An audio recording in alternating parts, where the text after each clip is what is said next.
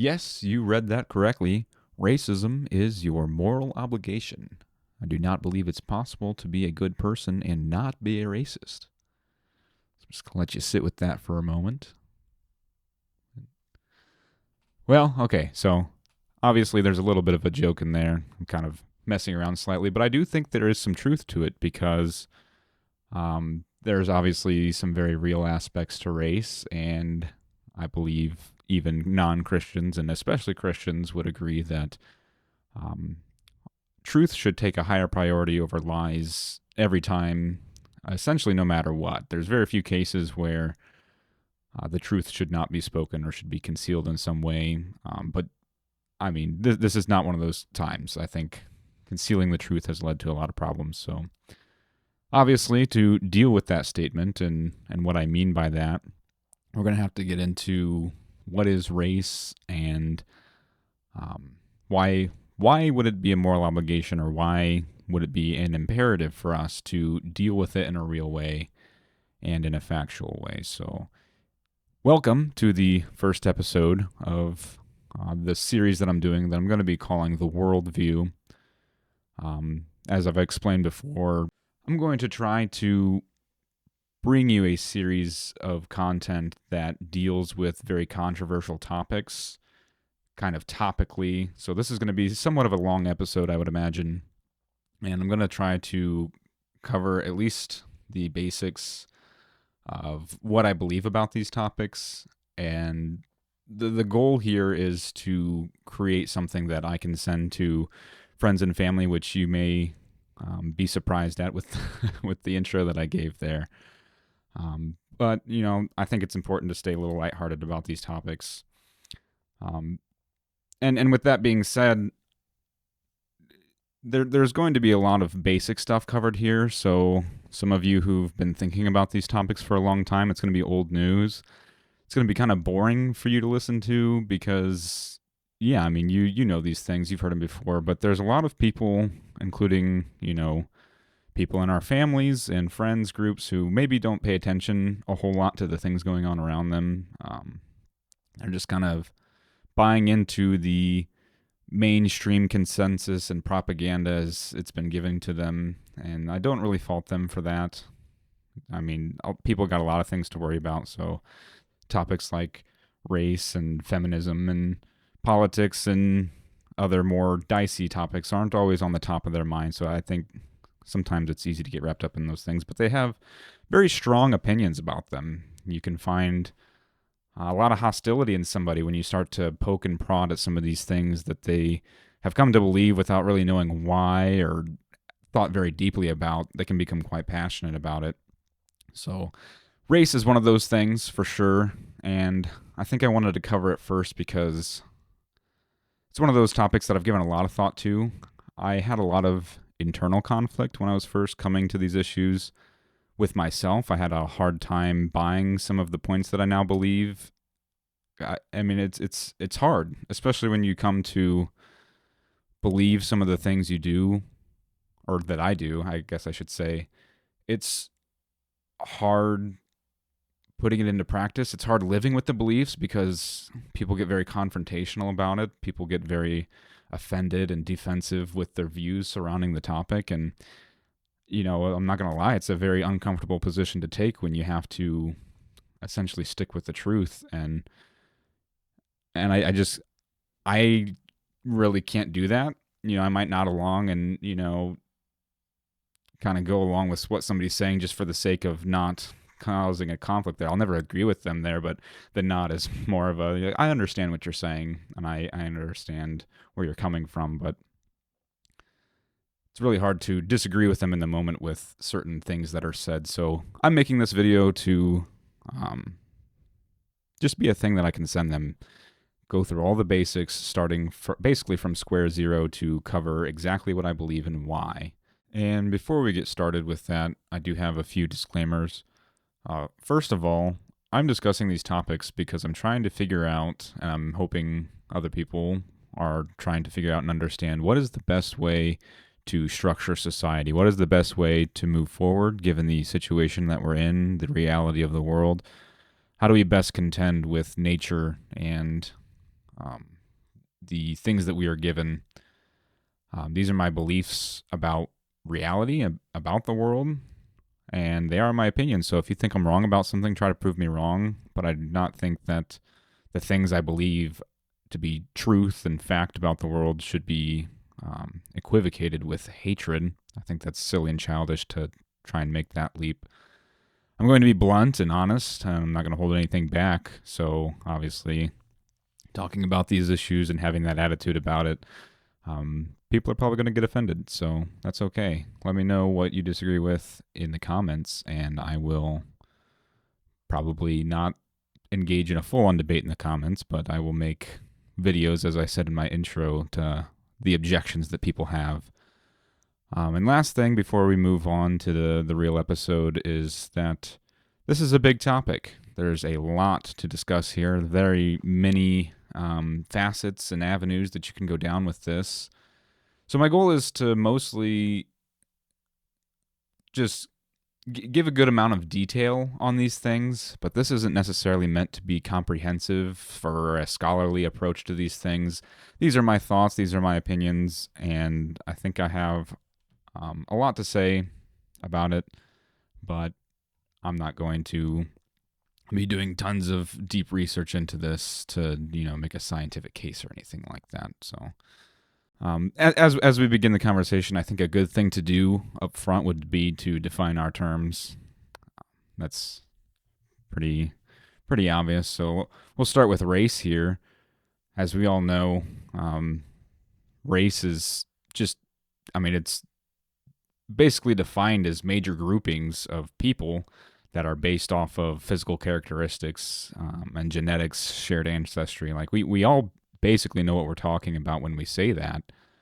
And part of the case I'll be making later is that, when you have groupings of people based off genetics, anything related to genetics is going to be correlated with people's races. So if you have, genetics is correlated with, your height, your eye color, all sorts of things. And so people of similar races are going to, on average, group similarly to each other. But we'll get more into that later. Second is racism. This one would be an important one to define because of the title of the episode. Racism today essentially just means like you're recognizing that there's differences between the races that go beyond skin color, and especially if you talk about these differences in a way that implies that you think they matter. Previously, the old definition of racism was hatred of a person because of their race, but that clearly is not the case anymore, even though we've kind of held on to that definition. So people, if you start talking about races, and especially if you think that maybe the differences between the races matter a little bit, you are called a hateful person. So those things have not been separated out in the minds of the people yet.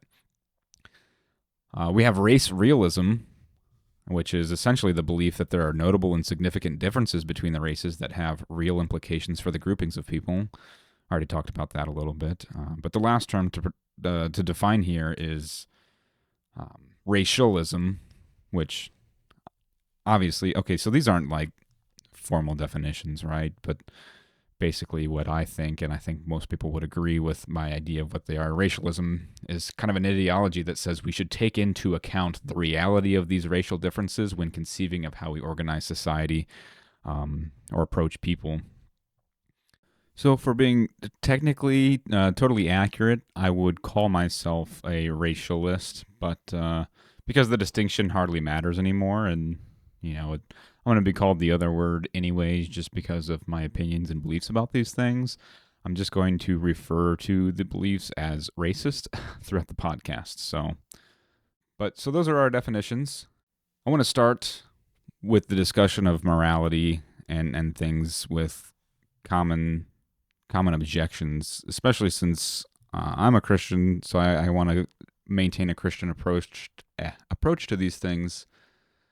And so I need to have scripture to back me up, because I know there's verses that people would use to say you can't be racist, and people say it's not Christian to be racist. But I would disagree, and I think a lot of the scriptural proofs that people use to back that up are easily explained away. One of the first objections being the neither Jew nor Gentile lines in the New Testament. I think generally, if you read those verses, it's, I also need to clarify, I'm not a pastor or educated theologian. Everyone always likes to make those disclaimers, so I should probably do that too. But anyways, those verses that talk about neither Jew nor Gentile, it seems very clear that what God is saying, or what Scripture is saying, and therefore I believe God, what it's saying is that your ethnicity is not taken into account for your salvation. Christ is the pathway to salvation, and it does not matter what ethnicity you are. As long as you believe the correct things about the gospel, you can be saved. I think it's pretty clear in those verses what that means, although I think in my brief search, I found 4 verses that use that neither Greek nor Gentile line. That'd be Galatians 3:28, Colossians 3:11, Romans 10:12, and 1 Corinthians 12:13. And I think the hardest one to deal with when I was coming up with my interpretation and reasoning for why these things don't mean that we can't recognize racial differences or treat people differently because of their race was Colossians 3:11. And I'll read that here. It says, "Here there is not Greek and Jew, circumcised and uncircumcised, barbarian, Scythian, or Scythian probably, slave, free, but Christ is all and in all." And that seems to be the most difficult out of the ones that I saw to deal with, even though, I mean, as you listen to it, it's still, I feel like, the same interpretation. The context of that verse was talking about the things that Christians should be doing, putting off sin, and being alive in Christ, dead to sin. So still, I think that's essentially what that's saying, that doesn't matter who you are, these same ideas, rules, concepts still apply regardless of your ethnicity. I don't think at any point it's saying that we should ignore ethnicity or be blind to it. And so that's kind of a common refutation. But in now the opposite of refutation, in the order of, supporting the beliefs, you have Romans 9:3, which is where Paul, talking about the Israelites, says that, "For I could wish that I myself were accursed and cut off from Christ for the sake of my brothers, my kinsmen according to the flesh." And I don't think it's necessary to dive super deep into what he means by that, but I think it's pretty clear that a concept that's presented in the verse is that it's perfectly within the bounds of Christian morality to have an affinity for your kinsmen according to the flesh. Other translations explicitly use race, which I was surprised to see the NIV explicitly uses race. Another part of Scripture that tends to back up our position is the story of the Tower of Babel. I think there's a couple aspects that sort of give credence to our point of view. One of them is the idea that we can build our way to heaven. I think there's some, parallels that can be seen between trying to build our way to heaven using a tower and socially engineering the problems of race out of our society. I think trying to do that, especially, or at least in the way that we have been doing it, is not possible. And also, the later part of that story is that God ends up scattering the people and confusing their languages. So, that's Scripture saying it, but, also just the fact that the races exist, we have to contend with the fact that God is the author of these differences. God is the creator of the differences between people. So, the differences exist. God created them, and rather than deny that they exist, Christian people are called to deal with the differences in a reasonable, rational way that honors Him and people's dignity. So, and just to be clear, there are many other arguments to be made from Scripture in support of some of these ideas, like some of the curses being foreigners ruling over them, being controlled by them. In Acts, they say it says God established the boundaries of people, and repeatedly people are referred to by their nationalities, and nationalities are almost considered as persons, which I think is kind of an interesting concept. I have maybe some more thinking to do on that one. But yeah, nationalities are essentially ethnicities. Like when they're talking about the nations, they're literally named off of some originating ancestor. So the idea of nationality and ethnicity, tribe, these things are all kind of linked in a ways. So there's other arguments to be made, but I thought those ones that I addressed are maybe the easiest cases to make, are verses that would be used as refutations for our ideas, or in support of our ideas. With that being said, let's get into it. Let's get into race, racism, racialism, and what the episode is here for. Now that we're probably several minutes into it, so the first point to make, I already made a little bit, is that race goes beyond skin color. When we're talking about race, we are talking about genetic groupings of people, and it seems everyone's okay with accepting that genetics has a lot to do with a person's traits, physical traits, and whatnot. But we have a hard time kind of breaking that out into racial differences. So it stands to reason that if race is based on genetics, and genetics has a lot to do with our IQ and temperament, obviously there's going to be, on average, differences between the races. Hopefully I haven't said anything that's too confusing or controversial yet. That seems to be pretty obvious. Different races of people will have different averages. This is called a bell curve. If you don't know what a bell curve is, then you should look that up. This is a distribution of probability of finding things in a set of data at a certain value. And let's get right into it. So on average, you can find higher distributions of IQ, which accurately measures intelligence. You can find higher amounts of that in white people. And, I'm here to say, I'm the first person to tell you, we aren't, at least if you're to believe the data, we aren't the highest IQ race of people that is claimed by the Asians. But IQ also isn't the only thing that matters. There's a lot of things that we can get into. And I saw a chart recently. I'm going to see if I can pull that up here while I'm talking. I saw a chart that basically showed that when there was a study done on the differences between people. Okay, I got it here. A study done on the differences between people. I don't know what this graph is showing. Categories of maybe correlation between genetics. But it was found that, so this is the most significant genetic differences between human races. It found that the highest area of difference as a result of genetics had to do with neurological development, with the internal, the internal biology of a person, primarily in their neurosystem.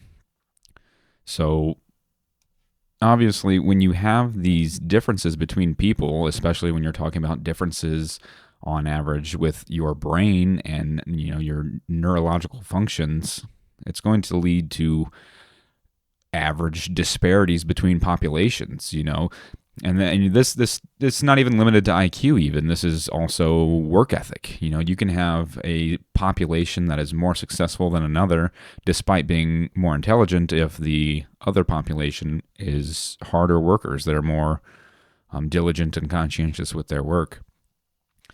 And another uncomfortable truth is that as these disparities develop, and we can measure them and see them empirically, and observe them in our own lives, people become envious, they become angry, and as a result, conflict is brought about. This is not speaking out of thin air or in theory. I mean, look around us. Look around you. If you're not paying attention, it's pretty hard to miss these things, even if you're not paying attention. These are hot topics. These are hot button issues. But for one reason or another, people are maybe lying to themselves about the reality that's presented here, and I don't think that's good. I think We're ignoring these things to the detriment of society, to the detriment of these people, because this is kind of an example that I can give.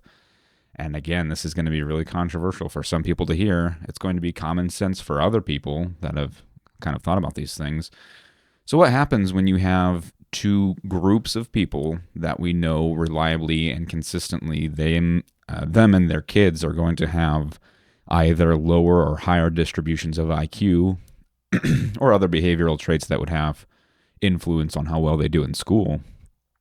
Let's say you have one group that, because of their characteristics, are able to thrive in school, and another group has a harder time.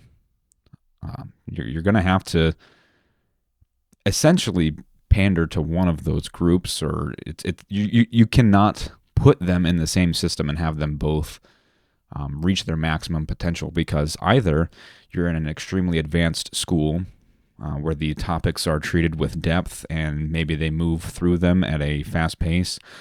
The group of people who have a hard time dealing with those concepts at that pace and in that complexity, they're going to fall behind. They're going to be singled out by their peers, made fun of possibly, and I'm not here to make a sob story and say, oh, that's the reason to do this, but if we want to give those people the best chance in their education and towards the future, you have to put them in a system that works best for them. And on the flip side of that, if you have a group of people who generally have a higher potential in their cognitive ability to reach higher levels of attainment, it's not fair to lower all of the standards, which is essentially what we've done in America. We've lowered the standards so that the lowest, essentially major group of people are able to pass through the school system just the same as everyone else. And the result of that is the kids that have the higher potential, and they try to sort them out through special programs, but in general, it would be a lot easier if, in my opinion, if we separate. But those kids are not being allowed to reach their full potential. So that's just one aspect. There's many aspects when it comes to race, and I keep saying it's not just IQ, but truly, we see it in the culture around us. There's a certain genetic component, I think, to feeling the need to be polite or respectful. And again, this is one of those things that, like, if you are paying attention to the world around you, and I guess it does have to do with where do you live, because I do live in an area that's diverse, so I'm subjected to this stuff. I see it everywhere. But it's almost kind of pointless to say that, because I do know many people who also live here. They experience the same things that I do, and they just don't see it, and they don't make the connections between the average, the people you typically see certain behaviors coming from and their race. They're not willing to make that sort of connection. And I understand. It is, again, a hard truth to come to terms with.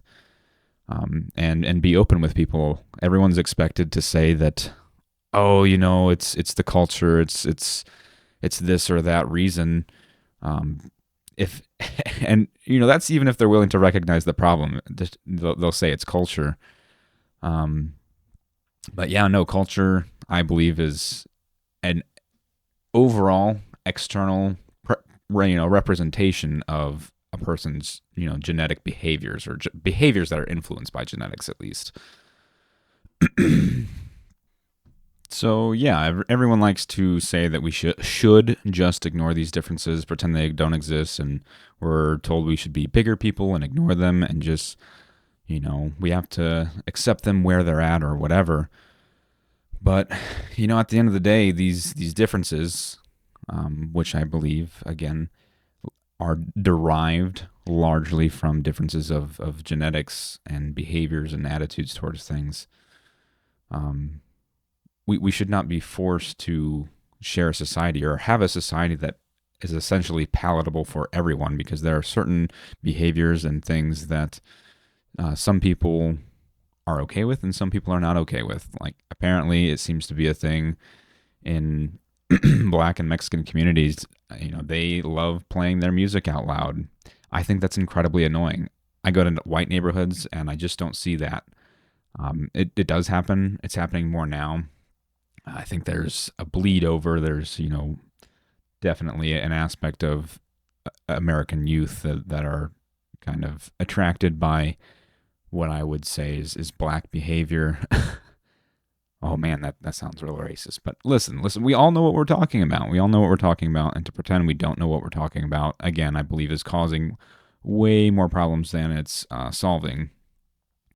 And I will say that I do believe that even if genetic behaviors were not a factor, I do believe there are still problems with, let's say we really did start off blank slate. Everyone has the same cognitive potential, the same behavioral traits. I do think there are still problems with the idea that we could share society and at least seamlessly share society. I believe it brings about conflict. But before I talk about how the problems with that, even if we really were all capable of the same things, I do have a couple more examples of the implications of a person's race and how I've observed it, how I've observed it affecting society. So one of them is orderliness. I believe white people, Europeans, especially the northern Europeans, and the rest of them too. I'm not going to discount anybody or say they're not like this, but I think white people, we have a draw towards order and cleanliness. We like, we just have different standards, and I'm not just making that up. I've been to the ethnic parts of my town or my area, and their yards are not kept up. They do not keep up on the siding. It's all moldy, and the roof is falling apart, and just the whole house is falling apart. And I don't want to live in an area like that. And people will say, "Oh, that's because it's low income area or something like that." But listen, I've seen some low income areas that are pretty well kept up, and again, it kind of goes back to, why are they low income? Does it have anything to do maybe with the fact that they're there because of the ability that they're born with? I think I would lean towards that explanation. And it's an uncomfortable truth, especially if you're a member of this group. Chances are, if you're listening to this podcast, you are maybe a cut above the rest of your group if you're part of that group. But listen, I mean, this is what I perceive to be reality. I think it's pretty well backed up by science and repetitive studies. People have tried to say race doesn't matter. They come up with alternative explanations, but I just don't think that you can explain away some of the realities that we observe. Another random example of how racial behavioral traits might affect things. This is kind of maybe a more niche example. I was talking to a friend about this, and I was like, "Hey, that's a pretty good point to make." So, this is a phenomenon in Mexican families. A lot of us are aware of the fact that they are often cramming their entire families into this household. And sure, you can say that's culture, and I'm sure that does have a large amount to do with it. But I also think that part of that is maybe them as a people have the low trait neuroticism. They are less bothered by things, which I think that's a phenomenon that separates white people out, I think, a lot from maybe other groups of people. Is I think white people have high neuroticism, which would kind of deter them from living in conditions like that, and maybe encourage them to seek out solutions to the problems they encounter. But maybe other groups are more okay with living with low standards or substandards. It really just doesn't bother them as much. Which might be fine for them, good for them. They're less bothered. However, this specific example of Mexican families living with each other, the reason that that's a problem is because that allows them to survive essentially in America on much less income than the standard American family. And what that ends up resulting in is a sort of unfair wage competition. They are willing to live in lower standards than traditional Americans, so they can be offered lower salaries and therefore offer What I would say is unfair competition in the job marketplace. I don't believe we should be made to compete with people who have a totally different way of life than us, different standard of living. I think it's totally wrong and unfair to say, well, Americans, you should lower your standards because, these other groups of people, they don't have the same standards. Like, that's just totally wrong in my book. Another aspect is aggressive behavior. I think that certain races are much more aggressive and lower impulse control, and that gives us cause to not relax. And everyone has heard that phrase, or a lot of people have, but I just don't think it's fair necessarily for one group of people who it's not in their nature to behave this way. It's not in their nature to be or so quickly resort to violence as a solution and have violence be such a normal part of life. I don't think it's fair for people who are not that way to intermingle with people who that is part of their daily life. And like, you are expected to always appear confident and, alpha male or whatever it is to make people not want to challenge you. It is like a, there's not really a better way to put it, but animalistic. Dogs behave this way. They do the stare down, the eye contact, certain postures and whatnot, body language to signal whether or not they're ready to fight or going to fight. And they're reading that body language like, I just don't want to do that. Can I play that game? Sure. But do I want to? No. Do I want my kids to grow up in an area where they have to play those games? No, I don't. I want them to grow up around a people like myself, like my family, like my ancestors that came before me, in a society that is polite and, generous, gives people the benefit of the doubt. And listen, I know there's people with problems in every group, and I think it's stupid to make that clarification, but still, I'm going to, I guess. But yeah, I don't think my kids should have to be subjected to the behavioral patterns of other people, just because maybe I'm not man enough to say, like, listen, I want to live around people who look like me because I don't want to feel like a stranger. I don't want to stand out. I'm kind of rambling a little bit, but we're in the flow of it now. So I don't want to stand out. I think I'm morally within my rights and the boundaries of morality to say, like, if I have control over it, I don't want to walk into a Walmart and be singled out because I'm white. And people can say, well, other races feel like that. Well, yeah, guess what? Their ancestors didn't build the country. Their culture is not what the culture is founded upon. And there really isn't a better way to put it than, this is our country. This is the land that our fathers built. They intended it for us. And these other people that are coming here, they left an area that they were comfortable with. Well, maybe it wasn't so comfortable, but they left an area where people look like them and they weren't strangers, and they, through their own will, came into a land where they are strangers and they stand out. So I don't have much sympathy for that position. They came here, and another thing on that, they're coming here largely for monetary reasons, for material reasons. The vast majority of them are not coming here because they love America or our culture. They see dollar signs. They see dollar signs with the American citizenship, and that's what they're doing. That's what they're here for.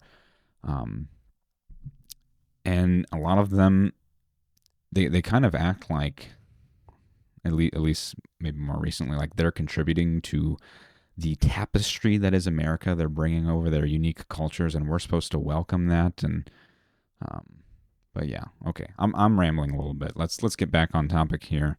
I wanted to talk about even if genetics weren't a factor, I do not believe people would find themselves assimilating. I think that the reality, as we're presented with it today, whether you say it should be this way or not, is that people identify with their own. Mexicans love Mexico. I have personally been participating in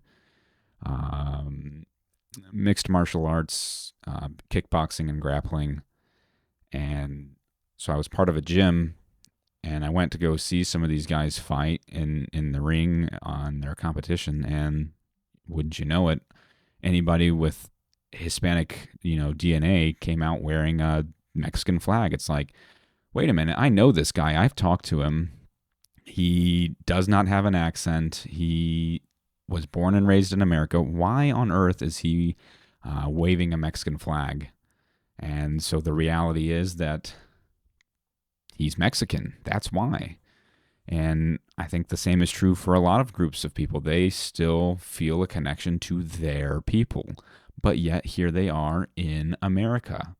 And so I believe as you start to get these groups in America, they form their own distinct groups, their own communities, and obviously they don't develop, but they already have their own particular interests. They have an interest for their particular group, and any interest that benefits a particular group in America that is not American, thereby impedes real Americans. Because if it's in their specific interest, it's almost always going to come at a cost of something that's in our interest. And another important thing that I consider too is these people with their alternate loyalties, and there's several groups of people that are known for this. People with these alternate loyalties, what do you think these people are going to do in a scenario where we have some major conflict with their home country? Let's put ourselves in a hypothetical situation here. If the United States ever becomes hostile to Mexico for whatever reason, do you think all of the Mexicans here illegally that are only here for the money and still have an affinity for Mexicans, do you think that they're going to suddenly back America? Like, they're already backing Mexico, so why on earth would they switch that position if we went to war with that country they love so much? Do you not think that there would be maybe some problems with that? And I'm not necessarily so worried, because I don't think that they're all that good at coordinating, and if we had the public will, we could fight back against it. But we've already had some case of this. We've already had some example of this going on in LA. The date is August 24th as I'm recording this, 2025. A few months ago, there were riots in LA because ICE was starting to do more crackdowns. There was, and I don't even think they were all that impressive, What we need to do to fix America with regard to illegal immigration is much worse than whatever they were doing in LA.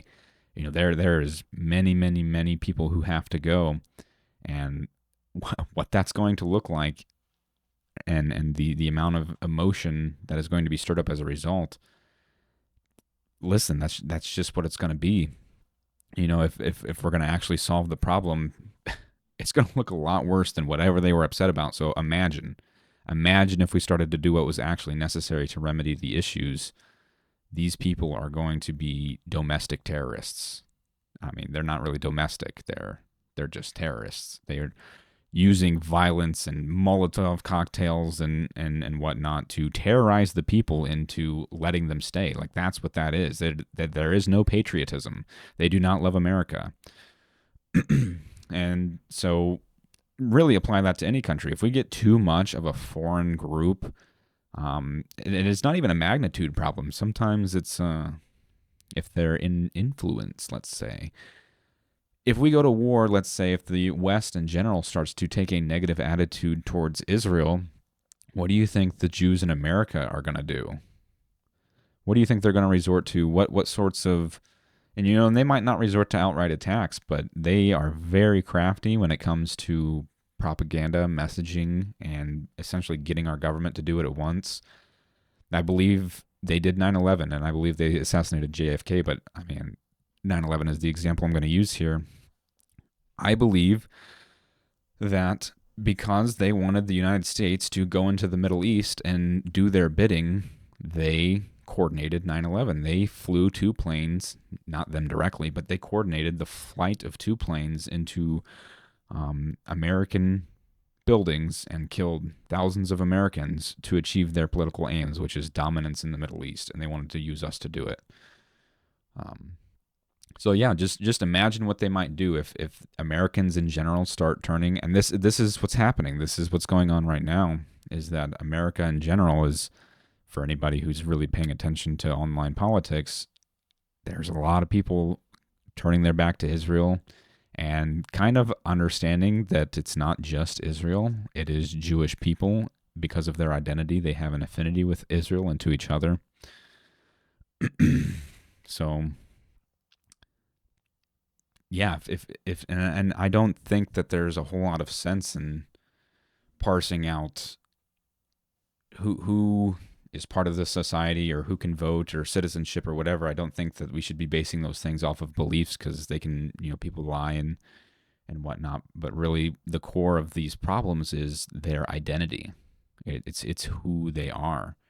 And so if we're going to organize society, this is all kind of coming back around to say, if we're going to organize society, I do think we have to take race and ethnicity into account for our own interests. And I think a lot of races do that out of their own interests. That's why they're here, taking advantage of the system. But we have to act in our own interest, because if we don't, we will lose control of our country. And this is really the fear. This is where it gets serious.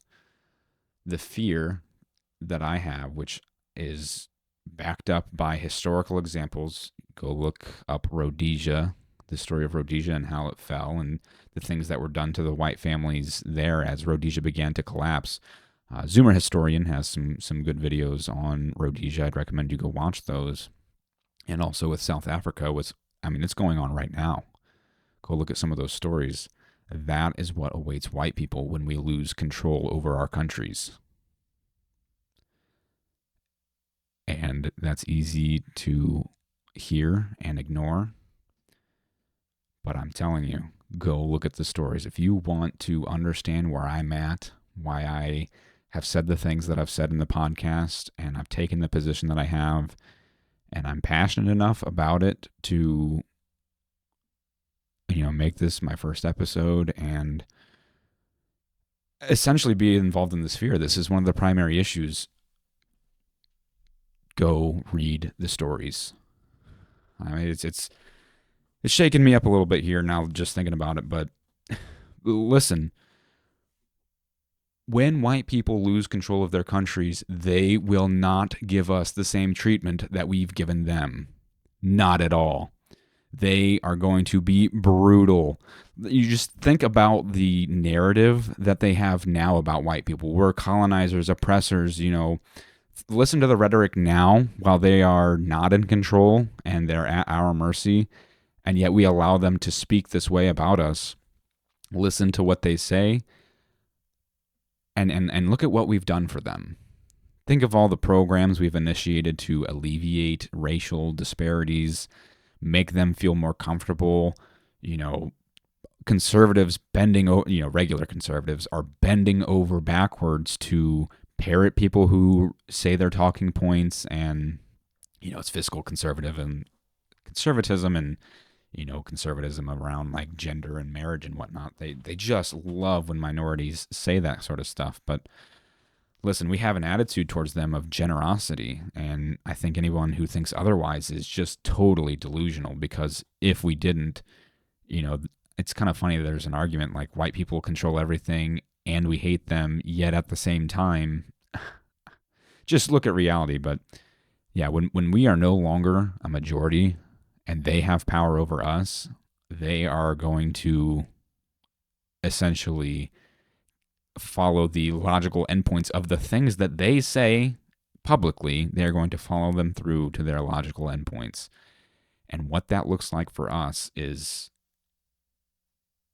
it's horror beyond comprehension. So I'm not so worried. I'm not so worried about taking these positions, because I'm far more worried about what's in store for my kids and my grandkids if these things are not talked about and white people do not wake up, develop a sort of racial consciousness and solidarity with each other.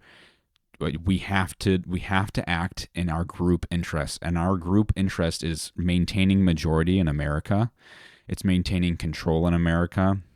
And right now, I think one of the primary goals that we should be having is pushing for reform. We need to get rid of the Civil Rights Act.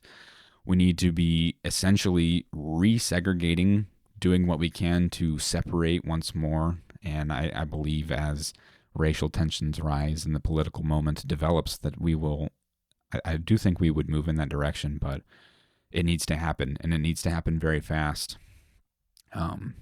Because listen, I don't have to accept what's going to happen if we don't, and I won't. I won't accept it. There are very serious consequences of ignoring these differences, and to think that we're beyond that, to think that especially these minorities who are,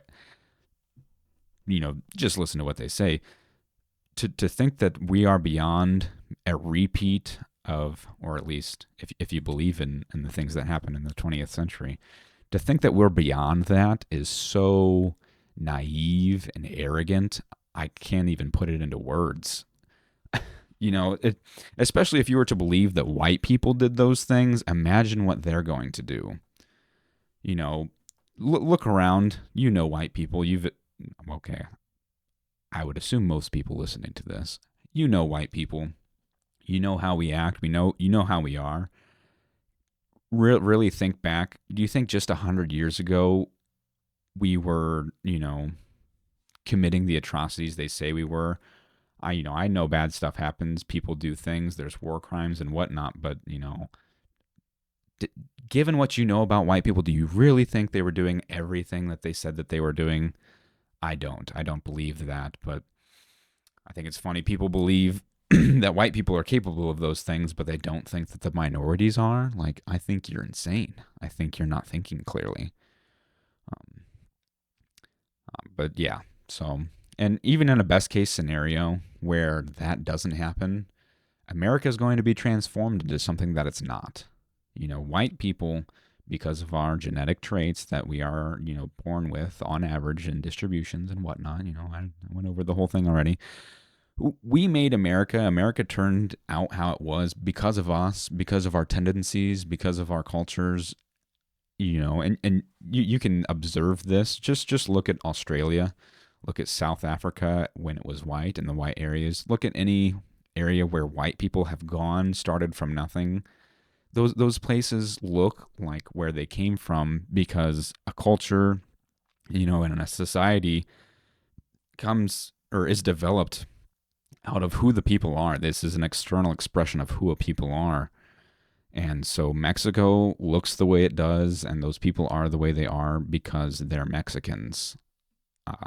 Brazil looks the way it does, and the country is the way it is because that's how Brazilians are. Ethiopia, Nigeria, China, Japan, whatever group you want to start talking about, there is a reason these places look the way they do, and it's because it's an external expression of those people. So, and again, this is best case scenario. Let's say that like they are friendly with us and they allow us and they won't treat us as horribly as I've kind of implied earlier in the episode. How a society develops is, and it's an external. Okay, I'm not going to repeat myself again, but what I'm trying to say is that when those groups of people come here and they create these large groupings of their people in these areas, those areas are going to start to look more and more like where they came from.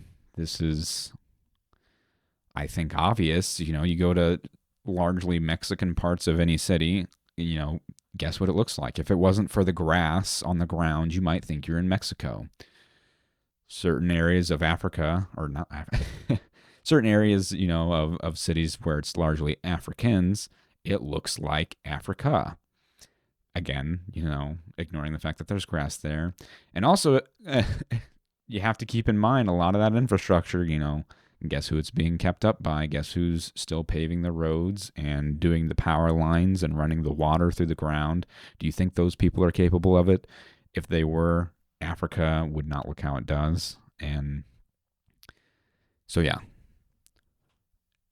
Even if these minorities, as they become the majority, are going to be friendly and generous towards us, it's going to look like where they came from. And I don't want that. I want America to stay American. I want, which, and hidden in that I essentially want America to stay European. I want a white majority because I want America to stay America.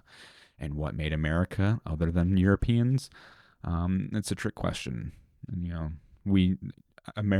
Europeans made America, and you can't have an America without Americans. That's just, you take Americans out of America, you put in Ethiopians, it's no longer America. It's Ethiopia. It's new Ethiopia, Ethiopia 2.0. So, and sure enough, this is a story, or not a story, but, an example I've heard before is that, if you take all of the Nigerians and you place them in Norway, and you take all the Norwegians and you place them in Nigeria, in a few decades, Nigeria is going to look like how Norway used to look, and Norway is going to look how Nigeria used to look, because this is just reality. The soil does not make the people make the country. So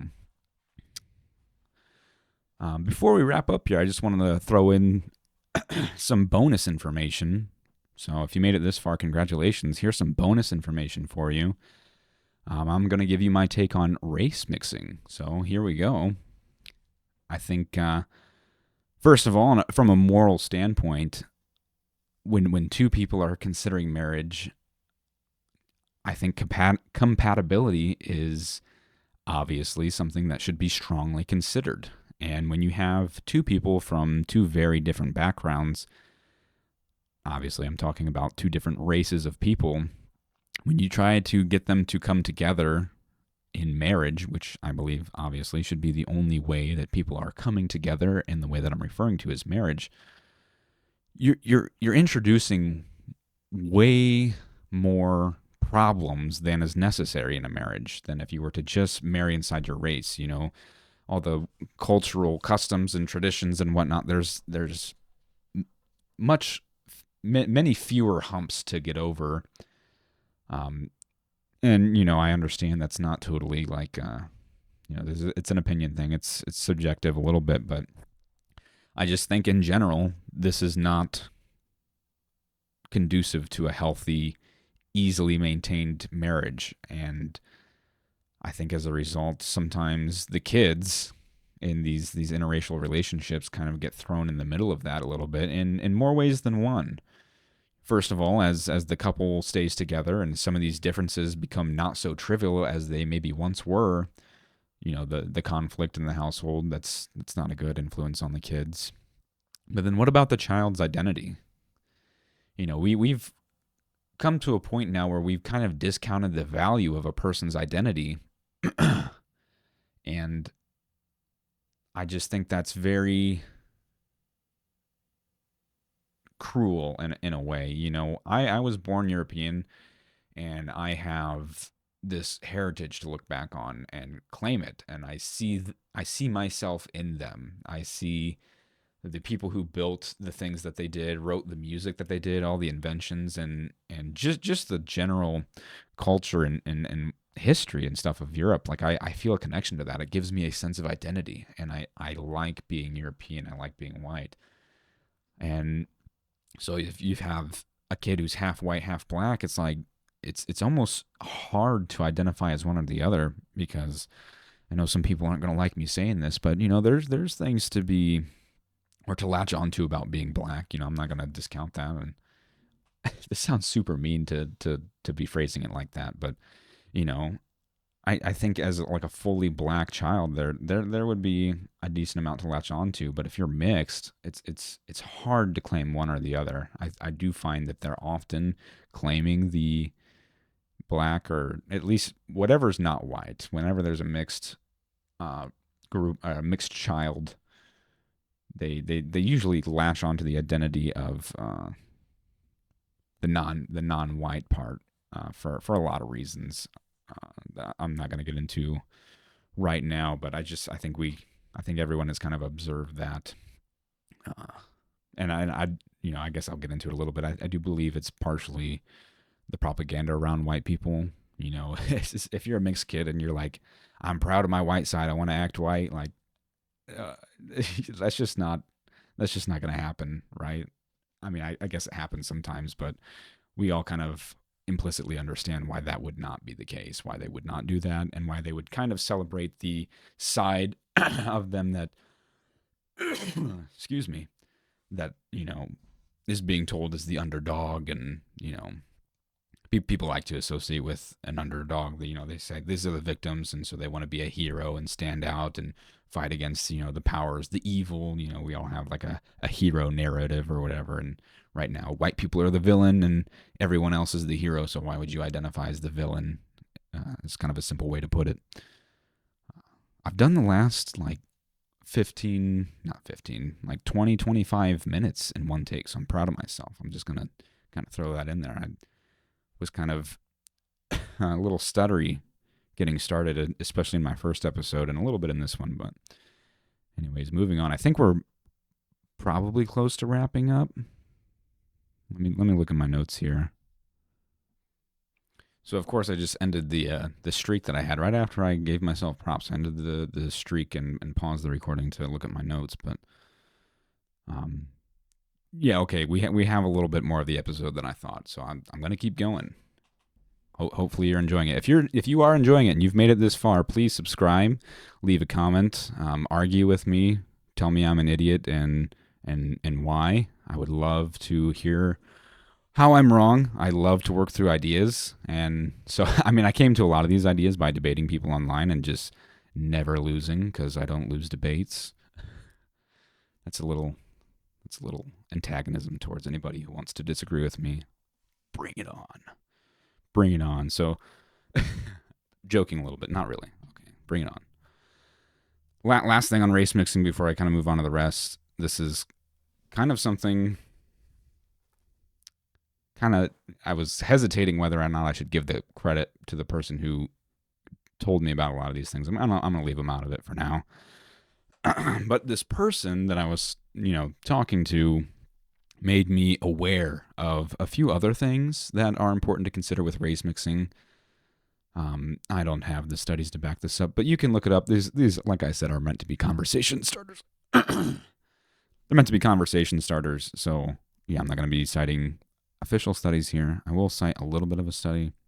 I might have to open it up, but basically the argument, or I guess the study showed that interracial parents have a hard time being matches to their children for organ donations. So if your kid is born with a condition or has some sort of condition, and normally between two parents of the same race, the child would be able to receive a transplant from them, that becomes much less possible with, biracial children.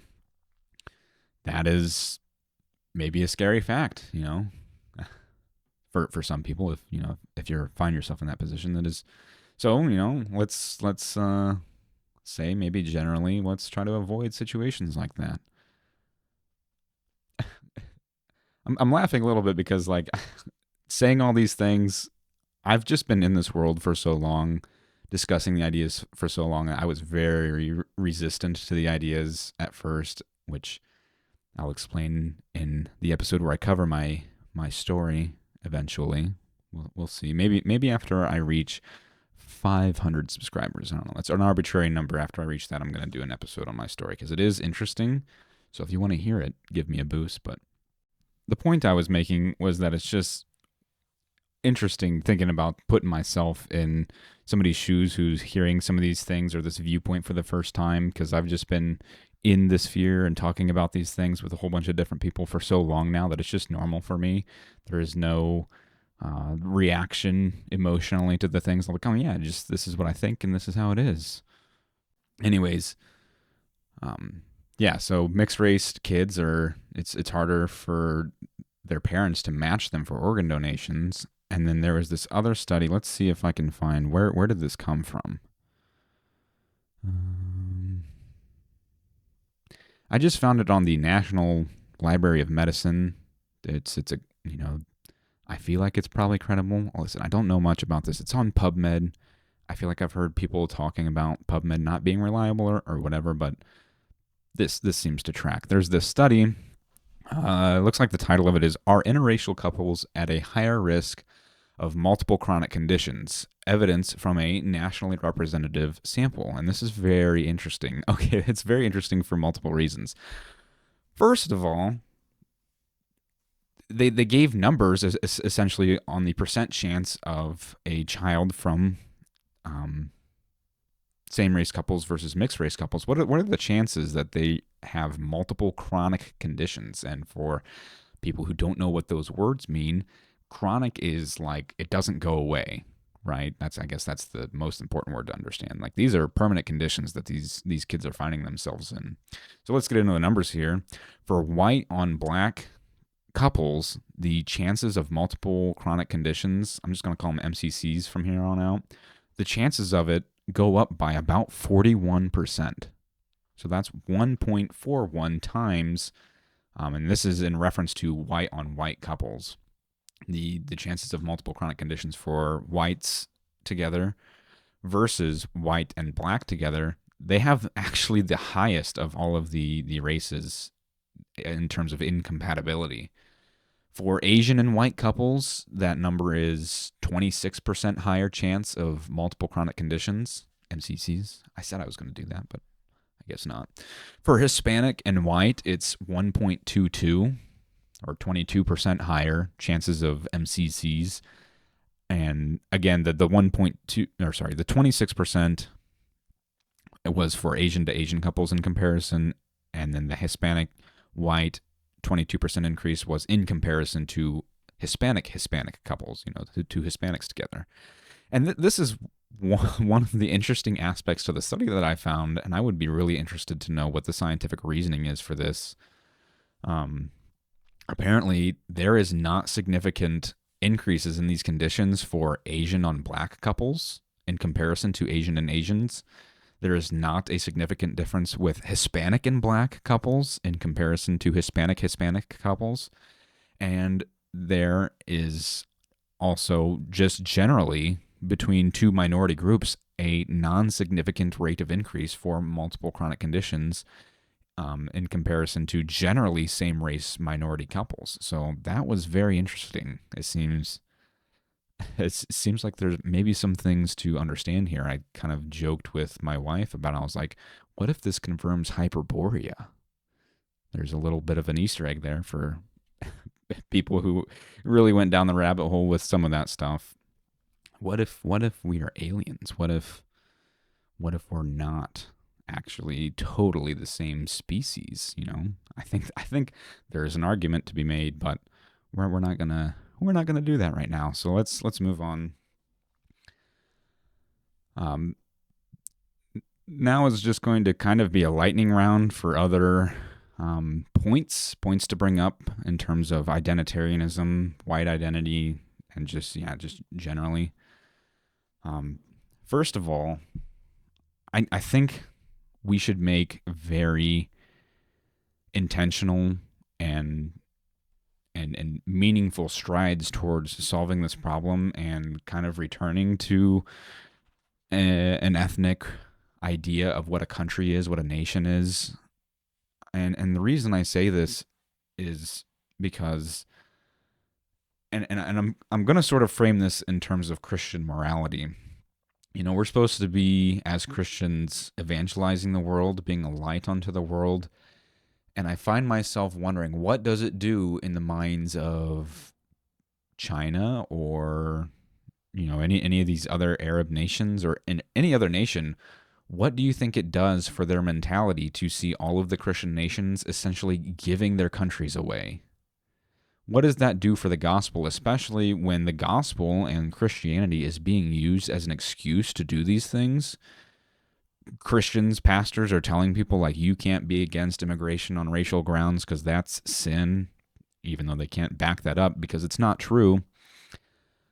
What do you think it does for this country? They are going to persecute Christians as a result of people toting that line. If you're to sit there and tell people Christianity means you have to give up your identity totally, if you have to give up your country, let anyone come in, take advantage of you essentially, and you're going to do nothing about it because Christ said to turn the other cheek and to be meek and mild, and so you can't fight back, you can't do anything, it's all in God's hands.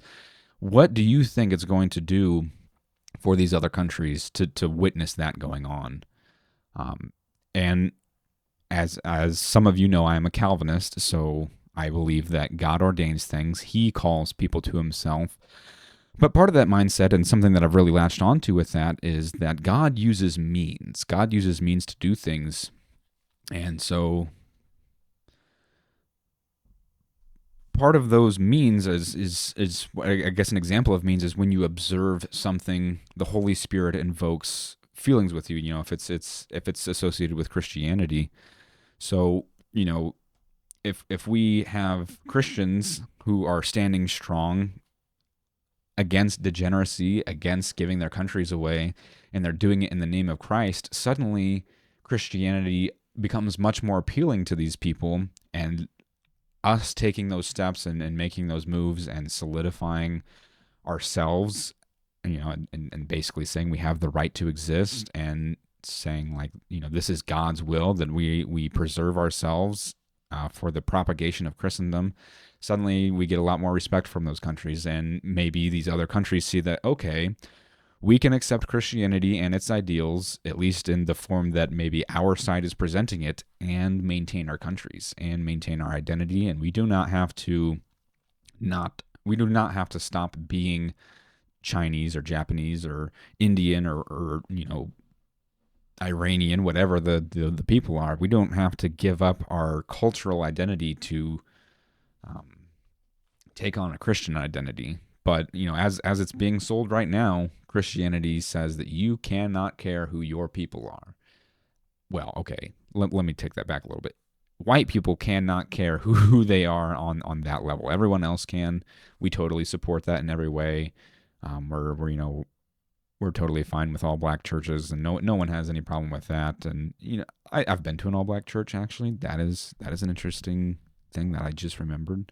I did it by accident, and I'm not going to give that story away until the Journey episode. So there's a little teaser for you. So yeah, I think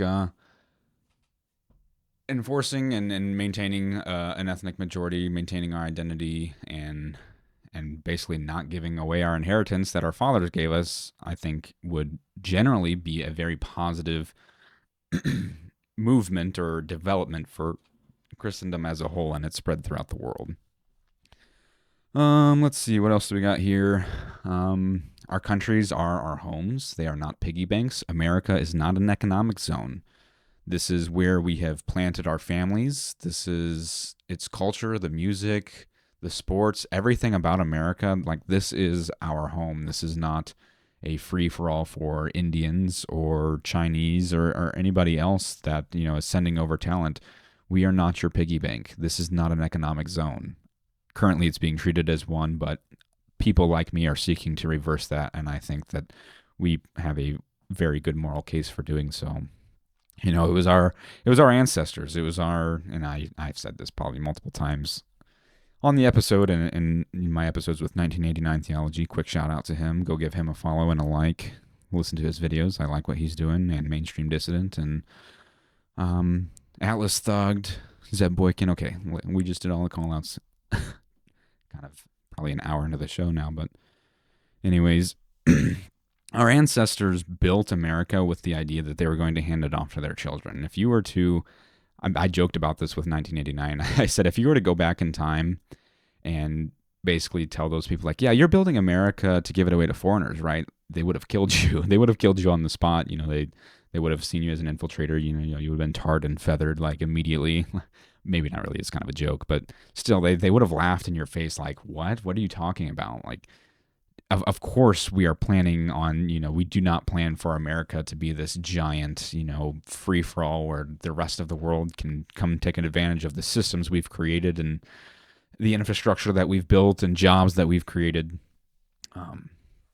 Another important aspect to consider is that, like, we need to see ourselves as a people. And as a people, we need to retain control of our fates as a people. We need to maintain sovereignty over ourselves. This is just a real way to view the world, and it's just funny because I'm kind of putting my shoes into somebody who's not heard these things before. And yeah, the idea that we're a people that should maintain sovereignty, it's like that whole sentence just, I feel like, wouldn't make sense to some people because, yeah, I mean, I don't know, they just haven't thought about this stuff very much. But, like, if let's say if we are a people, the question would be, should we or should we not give up our sovereignty to another people? I think the obvious answer is we should not. I mean, it's pretty clear. So I guess you'd have to kind of start with, like, what is a people?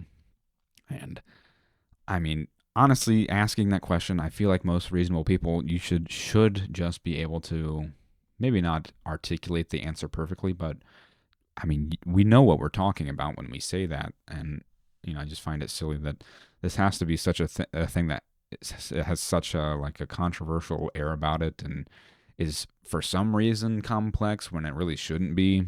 I think it should be straightforward, and that's also an argument against this multicultural, cosmopolitan, multiracial society. Is like these topics begin to become confusing, and it's hard to move forward with a cohesive country and a unified vision for the future.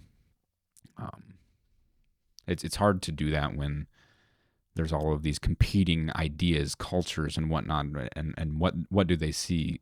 A culture or a country without an identity will fall apart. It is easily taken advantage of by foreign actors and hostile influences who do not have any loyalty to the country, but they are going to maybe manipulate your need to see a higher GDP number. They're going to manipulate your opinions and attitudes that are not rooted in your identity, and they're going to use them against you to take your country from you.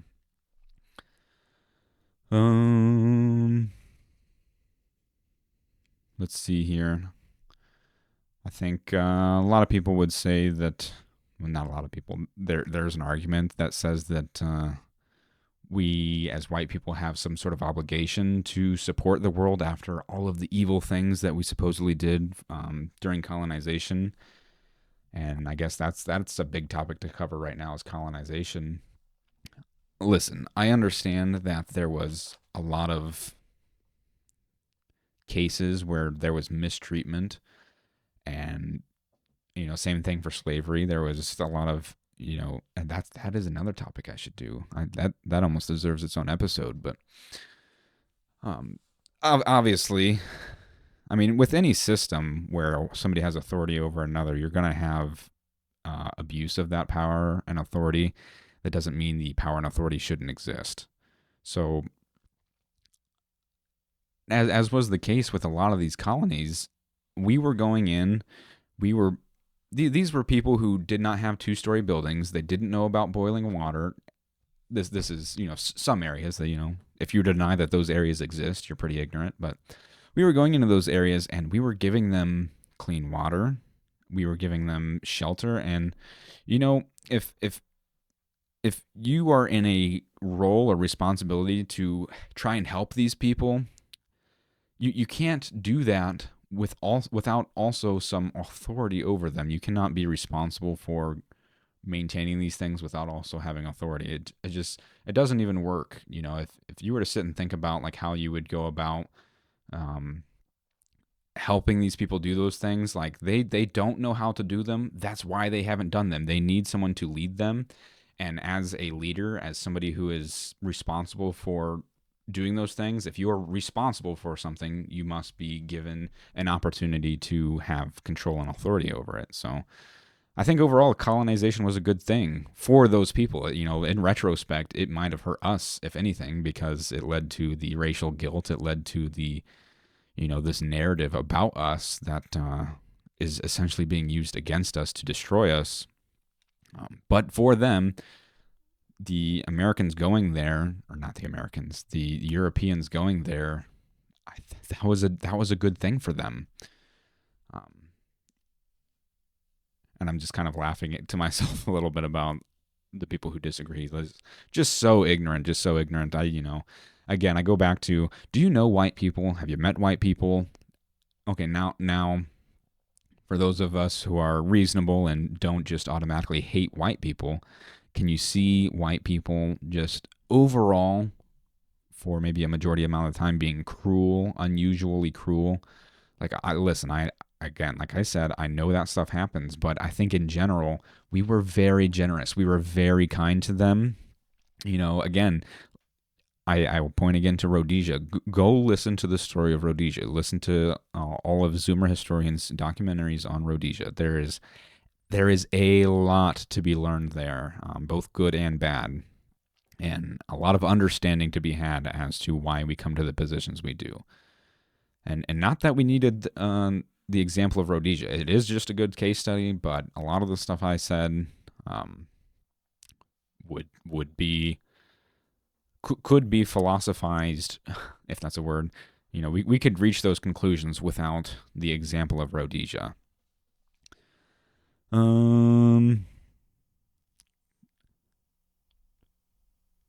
I think I already touched on some of these issues, so I think we're going to wrap it up here. Again, if you like the episode, you like what I had to say, I will be saying more of it in the future. I am planning another episode in this avenue. So this was maybe more of explaining why race is a real thing, the implications that it has for the world, society, and how we conduct ourselves. I was just kind of making a case that race is real, and we should maybe consider, maybe not in the way that I have, but we should consider race and the reality that it has when we're talking about politics. We cannot be colorblind and pretend like the differences are insignificant, because they are not insignificant. But the second episode that I'm going to do, I'm going to be talking about solutions. So that one should be much more controversial than this one. So get ready, buckle in for that one. I have possibly some disagreeable takes on what I think these solutions look like. And listen, I am a Christian, okay? So they're not too crazy, but again, a lot of the solutions are going to require you to have a realistic view on the reality of race, and be willing to, after we come to the conclusions that they're real and they matter, the differences, what do we do about it? And obviously that's where people really start to get uncomfortable. So make sure you tune in for that. I don't think it's going to be for a while, actually, because I have many other topics to get to. I was kind of thinking about doing a religious episode next, kind of explaining where I'm at in my theological beliefs. Kind of debating between that and maybe my fascism episode. I think the topics kind of tie in pretty well, so maybe I'll do fascism, but because I also want to give maybe a little bit more thought to my religious episode, because I do have a high place in my heart for God and for Christ, and I want to do that episode justice. So I'm still debating. Maybe if you listen to this in time, let me know in the comments which one you want to see. Just let me know in general. What topics do you want to hear my opinion on, if any? Maybe you don't care. And I will try to cover those things. So yeah. I'm going to say it again. Go ahead and leave me a like and write a comment. Argue with me. Subscribe. And go follow some of the other people I mentioned. Go follow people in the sphere. Give attention to our guys, because there is going to be a reaction to what's going on, and we want our guys to be the ones that are leading it. We want Christians to be the ones leading the solutions, because if it is not Christians leading the solutions, let's just say you're not going to be happy with the alternative. You're going to be on your knees begging that it was us that were at the forefront of dealing with the issues. So, yeah. I hope you all have a great rest of your week, and be sure to tune in next week.